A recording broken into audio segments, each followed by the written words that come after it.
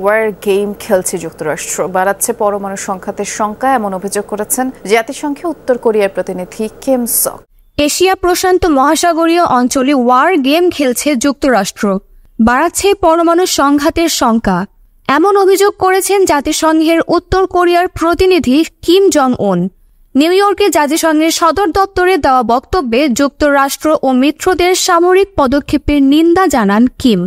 তিনি বলেছেন, কোরীয় উপদ্বীপে উত্তেজনা তৈরি করে রেখেছে মার্কিন প্রশাসন, রণতরী আর যুদ্ধবিমান মোতায়েন করে উস্কানি দিচ্ছে সামরিক সংঘাতে, আত্মরক্ষায় বিভিন্ন পদক্ষেপ নিতে বাধ্য হয়েছে পিয়ংইয়ং, দাবি কিম জং উনের।